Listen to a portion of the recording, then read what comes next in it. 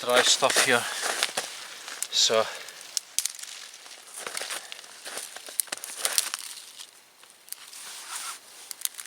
just take the twigs.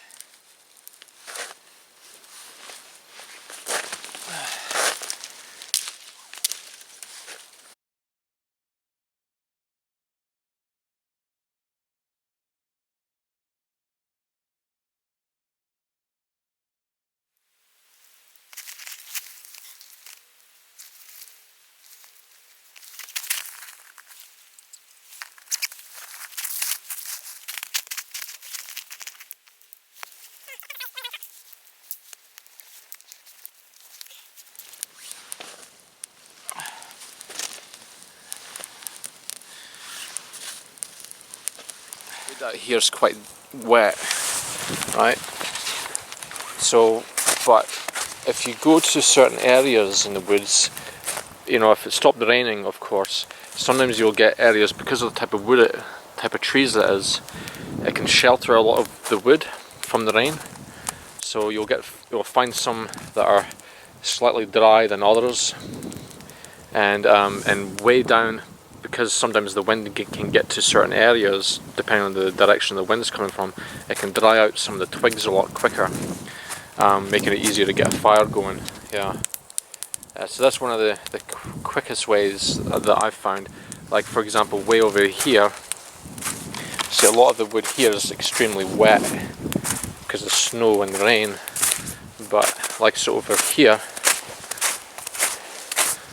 sometimes you'll get like the fallen over trees, it's just bone dry.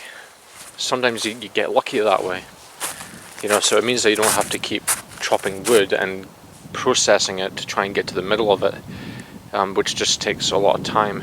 So sometimes you'll get lucky of finding a tree like that, because see that way over there, that is bone dry. Even though it's been snowing and it's been raining last night as well, it is still bone dry. It dries out really quickly, and it's because it's not too close to the ground either. So that's one of the techniques I use to get a fire going pretty quickly. And I just use a fire lighter. Just one fire lighter does it. And try and get as much embers as you can possibly get. The more twigs you get, the better, I've found. Get as much twigs as you can possibly get, because you want to burn them down to an ember, because sometimes the thicker wood just takes longer to get caught on fires, you know. So, and that's what I had to use today, was a lot of twigs for the fire lighter, yeah, and to get it going. And now I've got loads of embers. I can just blow it into a flame whenever I want to. I can use wet wood. Some of the wood there is wet. You can actually hear it whistling a bit as well. And when you get some of the areas, you see here, let's toss that back in now. You know,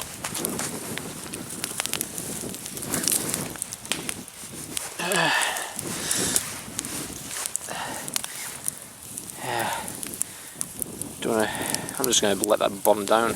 Some heat from this now. Yeah, just that some techniques, you know, of getting a fire going can be quite hard sometimes.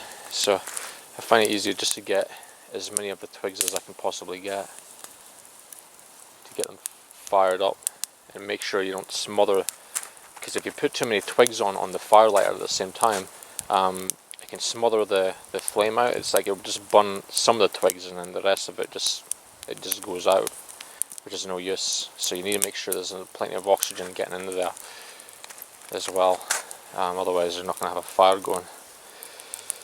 Back, and it's getting dark, as you can see. I came back and the fire had went down, so I got some twigs and I found some embers, and the little twigs, the dry twigs, because I found a source over there of dry sticks. Even though it's been raining and snowing, it shelters it, and I just put it on top of the embers, because the fire was completely out when I got back, and it started to go into flame again, you know, on the twigs. I wasn't actually expecting that, you know. So I decided, okay, I'm going to blow it into flame. And now I've got a nice roaring fire again. Pretty handy that is. So take advantage of kind of small embers and get the smallest twigs in, and you'll get a fire going in no time.